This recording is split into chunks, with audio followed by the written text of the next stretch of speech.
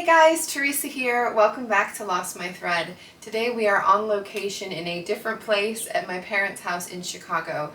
I have got some fabrics that I ordered to their house so that when I arrived it would be here waiting for me, and I want to show you what I've got.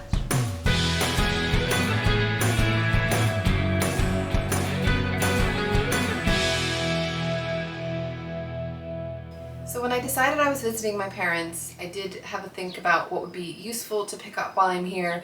There are a lot of things that are cheaper in the US than they are in the UK where I normally live, and one of the things that I remember always being a bit cheaper here is fabric. There are some fabric shops as well that I really like, their Instagram pages, their newsletters, the fabrics that they stock, but I'm not going to pay for the shipping to send them all the way to the UK. So I thought this would be an opportunity to get some different kinds of fabrics from some fabric shops that I don't usually get to shop from. And I thought if I'm doing that, I might as well tell you about it. The first shop that I ordered from is Melanated Fabrics.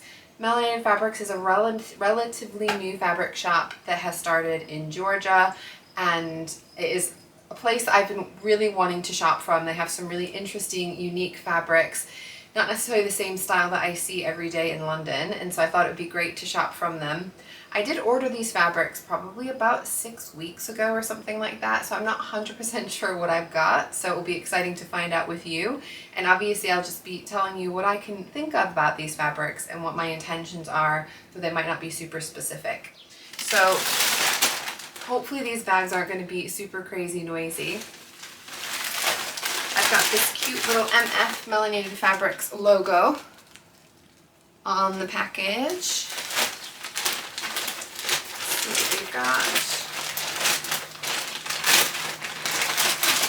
Alright, so we've got some tissue paper, so I can get it out of the plastic. Very cute. I've got a cute little thank you card from Mimi G and Brittany J. Jones, who are the shop owners. It's going to be a little bookmark for me. Let's see. So the one on top is actually one that I had forgotten about. I think it's going to be really cool. This fabric, I'm going to have to move this, otherwise I can't really show you. This is a really great plaid, and there's a term for this, buffalo check. So it's like a really thick check fabric. As you can see, it's black and white. There's actually quite a lot of texture to this, which I wasn't expecting, which I think is super cool.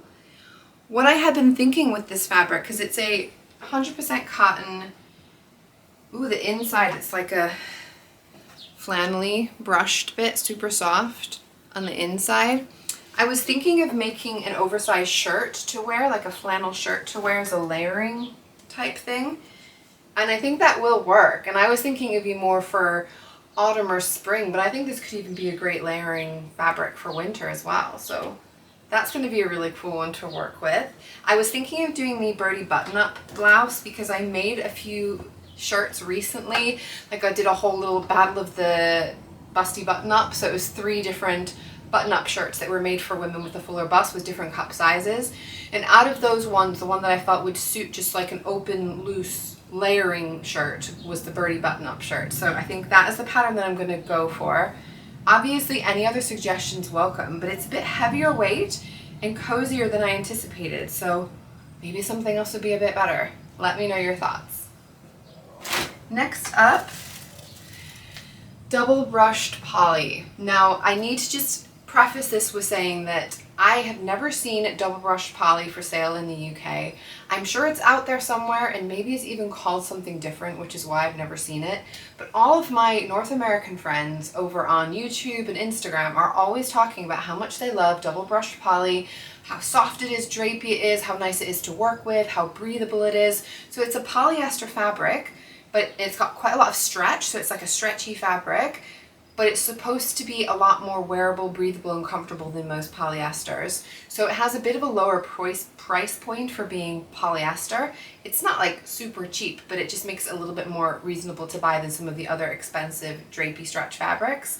And I thought if I'm going to be buying fabric from the States, I need to get some double brush poly and see what all the fuss is about. And it looks pretty amazing. So the fabric that I got is this beautiful, wow, do I love this fabric. This beautiful, it's like a navy blue with a pink and white floral print on it. It's just such a gorgeous, delicate, lovely detail on those flowers. I love the colors. I feel like the colors would really, really suit me. So hopefully you can see what that would be like.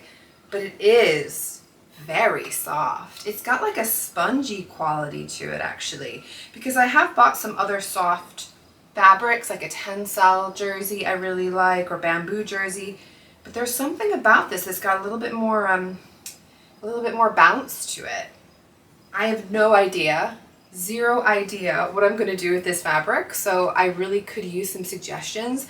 I haven't made a ton of stretchy dresses, jersey type dresses, so if any of you have, I know a lot of you have, please give me an idea.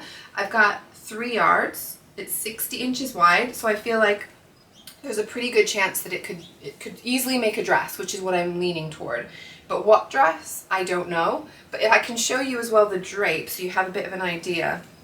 I'm probably going to regret unfolding this because it's also nice and neatly folded, but I don't feel like you're going to get enough of an idea.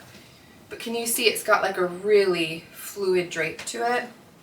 And it feels actually pretty lightweight. So I'd be curious to see what this is like to wear, because it has a slightly, it's brushed, it's got a brushed feel to it. It's obviously double brushed, probably brushed on both sides if that's what that means. But it feels really nice and soft, but it also feels like it's going to be really lightweight to wear. So very excited to try this out. Double brush poly fans, jersey dress fabric fans, give me ideas of what to make with it.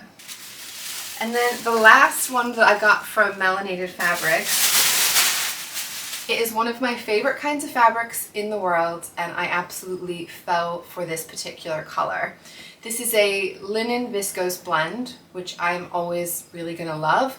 I like the drape of the viscose and the structure of the linen. I think they work really well together. They sew really well. I really enjoy wearing them, find them super comfortable. But here we go. This is actually a viscose linen noir. I've heard it pronounced noil. I'm sure it's noir. In my mind, it's like film noir. Got 3 yards of this one. It's 52 inches wide. It's 92% viscose and 8% linen. So it's definitely more on the viscose and just with like a little hint of linen. It's lighter weight actually than a lot of the viscose linens that I've worked with before.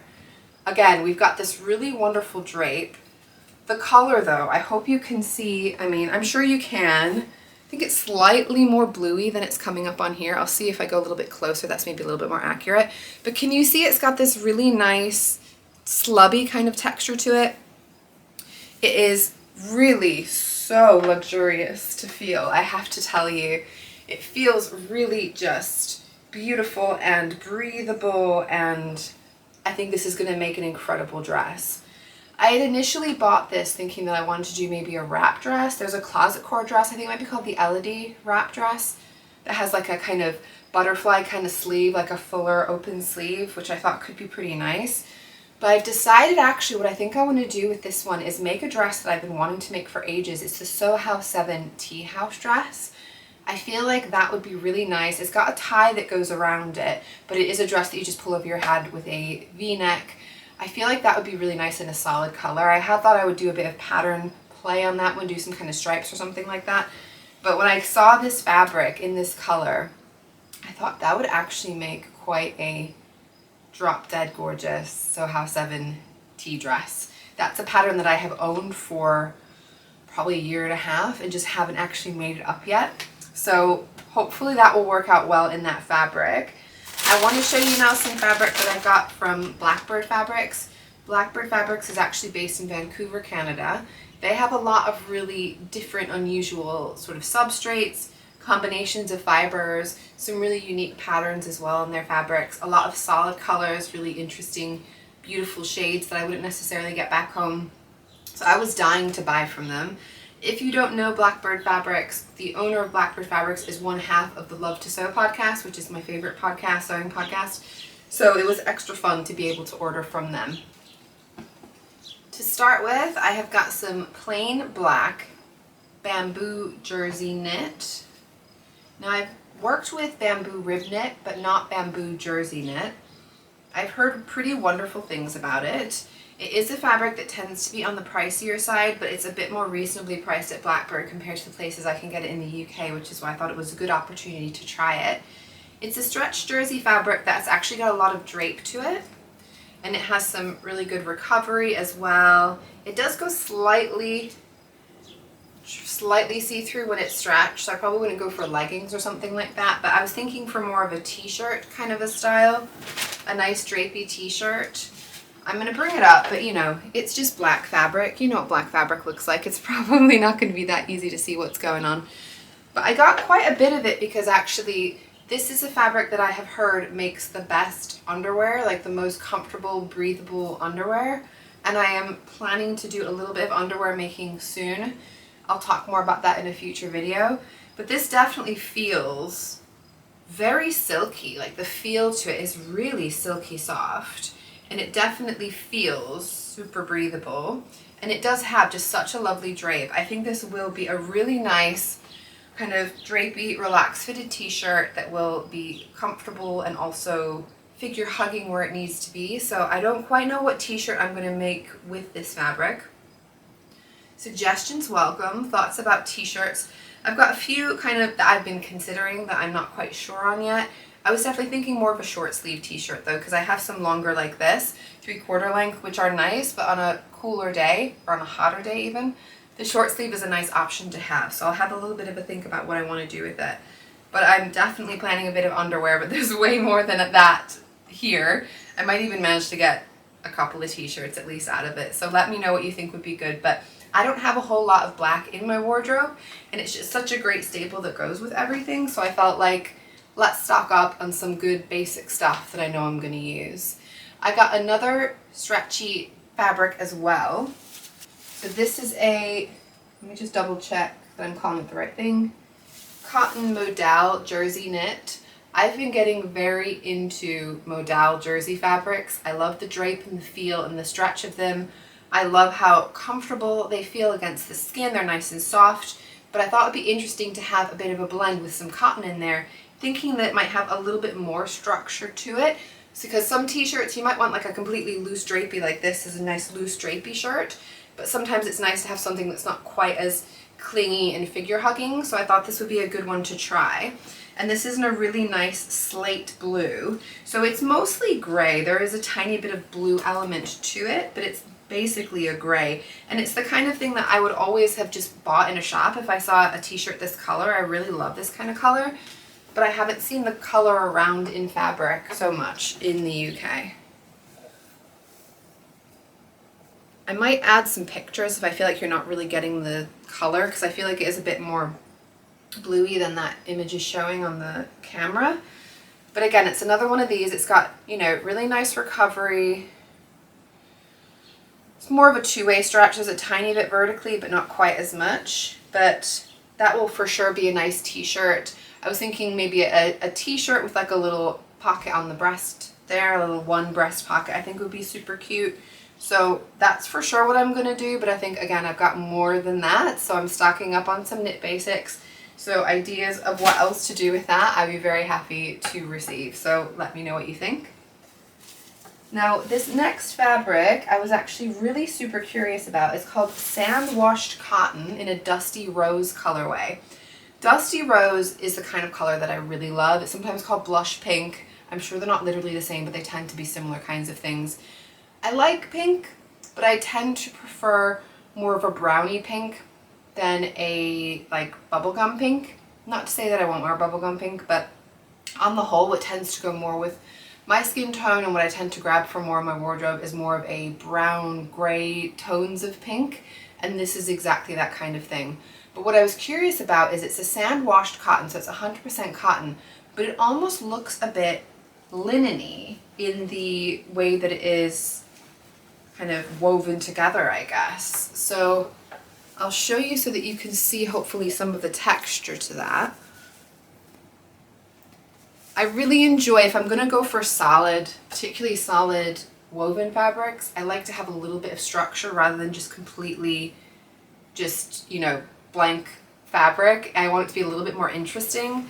And this is definitely interesting, and I'm like 100% learning about this as I'm talking to you about it, because I had no idea what to expect in this fabric. I was imagining it might end up just feeling really like linen, but it doesn't. It actually feels like cotton. So I guess it's it's still lightweight, but a little bit more thicker than like a lightweight linen. And I feel like there is some drape and body to it, but it definitely is a bit more structured. Like I'm sure if I made something with like some pleats that it would kind of stick out in a pleasing way. But yeah, it has a cottony hand to it, which is really hard to describe unless you were kind of feeling what I was feeling. But I think it's really beautiful fabric. I think it's going to be really unusual. And because it is cotton, I can feel already against me that it is going to feel really cool on a hot day. So I think this will be one that I will reach for a lot. Now what I had thought about for this one was a button-up blouse type pattern. I was thinking probably the Norma blouse from Fiber Mood, and that is a pattern that I got for free. They were giving away some free patterns. I think you just had to sign up for a newsletter or something like that. So I put up a message on my Instagram stories for those other people who wanted to find out. But I downloaded that pattern because I'd seen so many beautiful versions. It's got a bit of a puffy sleeve. It's got like a V-neck crossover with a button down the front. Relatively simple looking design, but it's really pretty and feminine, and I feel like it works really well with a solid colored fabric. So I think that one is going to work really well for this. So I'm excited to go ahead and make that one up at some point. The next fabric I'm going to tell you about is very much a blank slate that I'm starting with. I wanted to do a bit of tie-dyeing while I'm at my parents' house because they have a lot better space for tie-dye. I live in a small apartment. We don't have very much in the way of a backyard. We don't have a big clothesline. My parents have a clothesline. They've got a big like dirty sink in the basement that I can use to rinse stuff out. If you're hearing the phone ringing, I am sorry. I'm at my parents' house. I can't turn their phone off. It's not mine. So ignore the sounds that you might get in the background. If you don't hear the phone, ignore me entirely because I'm just talking some nonsense. But I wanted to get some nice plain white fabric that I could use for tie-dye. I don't really wear a lot of white myself normally, just because I'm someone, like many of us, who tends to spill and drop things on myself, and I don't want to make a whole mess there. But I did want to use it as a tie-dye, so it was interesting to search for the color that I never usually search for. But also, yeah, I still didn't want to go for something completely plain. In general, when you're dyeing, you want to go for natural fibers because they take the color much better. So things like cotton, viscose. Viscose is also rayon, so I'm not sure if I've been calling some of these rayon or viscose, and they're also called rayon on there, but when I say them, they're interchangeable. Silks as well can work well for dyeing, or a combination of those things. So I felt like it would be fun to do something a little bit different from the standard cotton tie-dye, and I decided that I would go for one of my favorite fabric combinations, which is a viscose linen blend. Surprise, surprise. And it is a viscose linen noir fabric, this one, but I think it's maybe a little bit more heavier weight. Let's just see. It's called Viscose Linen Noir in Ecru, which is the colorway. So it's more of a cream than a white, but this fabric has a higher linen content than the other Viscose Linen Noir that I got from Melanated Fabrics. This one is 70% viscose and 30% linen. So it's a decent amount of linen in there. And this one is more of a off-white or a creamy color, so it's not completely white, and it feels so cool. I don't know what it is about this fabric, but it feels incredibly cool against the skin on a warm day. So I think this one is going to be a whole lot of fun and really comfortable to wear on those hotter days, which is what I had in mind. So I can show you, because of this linen, you're going to get all that nice slubby texture to the weave, that slightly irregular weave, which I'm always a big fan of. Because it's got all that viscose in it, it is going to have some gorgeous drape as well. As you can see, it's got this really lovely fluid liquid drape. This kind of fabric is some of my favorite fabric to use for anything with a bit of gathers. And particularly, you've got like a skirt with tier gathers, so that's what I'm going to do. There's a couple of dresses that I would really like to make with this. I haven't decided between the two. I think it'll be interesting to see how it reacts to the dyes and what it looks like when it's been dyed to help me make a decision. So one that I'm considering is a dress that I've made before. It's the Bardon dress, which is a free pattern from Peppermint magazine that was designed by In the Folds. And that is a really beautiful sleeveless multi-tiered dress.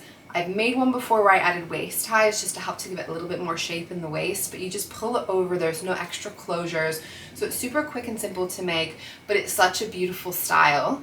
I was also possibly thinking of the mirror dress, which is another fiber mood pattern, which I did get because every so often they put a pattern out for free as part of their intending like sew-alongs on their social media channels, but actually you can just get the pattern for free if you happen to say that you want it and you email them for it.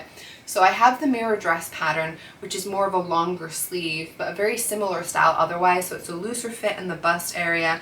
I probably would add some waist ties to cinch in at the waist, but it's got multiple gathered tiers going down as well. So that would, I think, be a little bit more of a transitional when it's getting a little bit cooler out kind of thing, but I'm not sure that it would 100% suit the tie-dye. So I'd be interested to see how all the tie-dye comes together and I can make a decision on that. But I think it's going to be beautiful whatever I make from it, and I know from just feeling it how comfortable and lovely it's going to be to wear. I'm going to get to swoosh around on those nice full tiers of that skirt as well. So this one will be a pretty special garment once I put it all together. The last one I'm going to show you is the fabric that I'm probably the most excited about any of them, just because it's the most unusual. I've never really seen fabric like this before. It was the first thing that I really wanted when I saw it. This is I'm just reading because I want to get the title of it right, the name of it. Mini striped lightweight hand woven cotton fabric. So this is a fabric that's got some very little narrow stripes going down, but it's got a two-tone effect, which is really striking. And as I thought it would be, it's even more amazing in person. I feel like I'm going to be mesmerized in looking at this fabric, and I probably need to show it to you, but it is so beautiful. It has a teal background with some white stripes, some thin white stripes on a teal background, and then there's like a raspberry, it's called raspberry, so like a raspberry purpley pinky wash over the top, and hopefully you can get a bit of an idea. I feel like it's pretty accurate on the screen actually.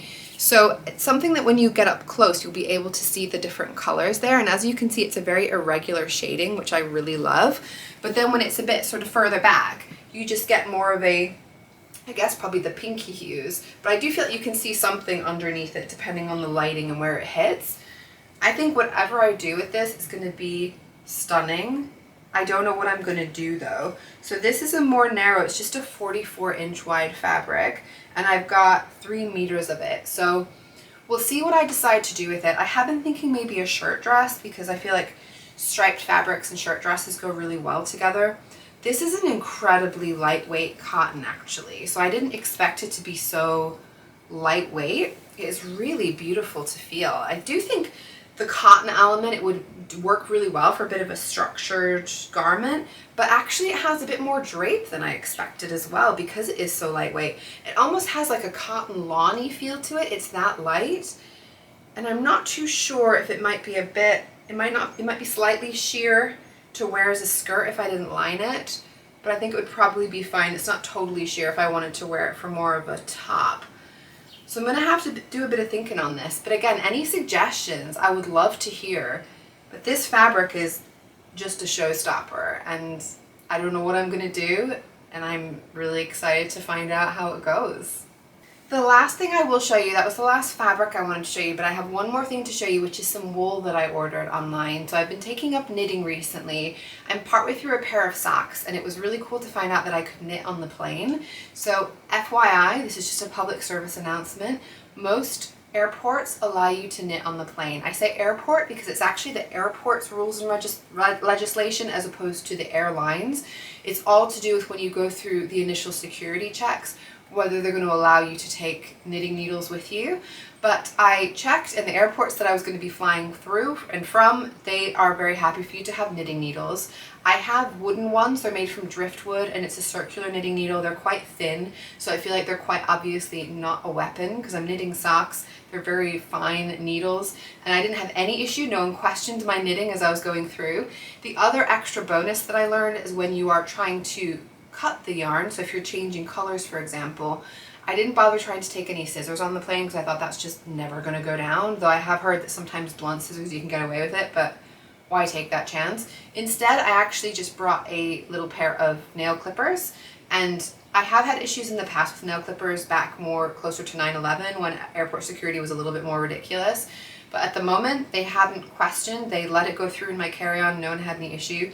So anyway, long story long, I did some knitting on the plane, and I've been knitting some socks, and I felt like if I finished those socks while I'm here or on the plane, which I still got loads to go, I'm a super slow knitter, but as a just in case, I thought I would order some yarn to arrive at my parents' house so that if I did want to maybe knit some socks going back, I'd have something to work with. And it was just also a good opportunity to be able to shop from a fabric shop or a yarn shop that I've been dying to buy from. It is Le Mercery. I believe Le Mercery are based in Seattle, but I'll put up if I am wrong. But the owner of Le Mercery is Jess, and she is such a lovely person. She actually gave me a ton of really useful suggestions when I told her that I was interested in starting to knit. She gave me books that I might want to try, pattern companies I might want to look into. She told me about the kinds of yarns and substrates that might be good to work with for my first project. She gave me a ton of advice. She didn't know me. She was just excited about somebody wanting to learn to knit, and I am forever grateful because honestly, without her helping hand to begin with, I would not have had the confidence to just go in the way that I have. So I really wanted to buy something from Jess. I am not someone who's been knitting for that long, so I don't want to necessarily build up a crazy huge yarn stash because I know that it's going to take me ages to get through the yarn that I've got, but I thought I could get away with getting one skein of yarn. So I'm going to open this up and see what it looks like. Now this is called Soft Sock, and it's from a company called Big Little Yarn Company. The color is called AME, A-M-E. And it is so beautiful. This is kind of the slate gray as well, or slate blue, but a little bit more of the blue element. But it's a really beautiful color. I love this kind of color. And I am very much thinking this will make a really cool pair of knitted socks. There is a sock pattern that I had in mind from the 52 Weeks of Socks book that I have that I got when I didn't even know how to knit, because I was that excited about learning to do it and thought, okay, if I'm going to learn to knit, I want to make socks, and if I'm going to make socks, I might as well go for the most beautiful socks I can find.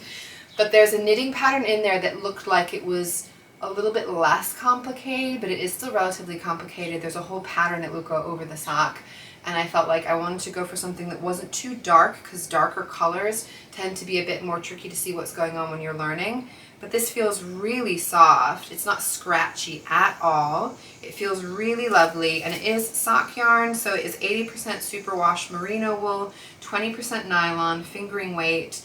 I know that it's the right amount for the project that I've got in mind, so this should get me both of the socks.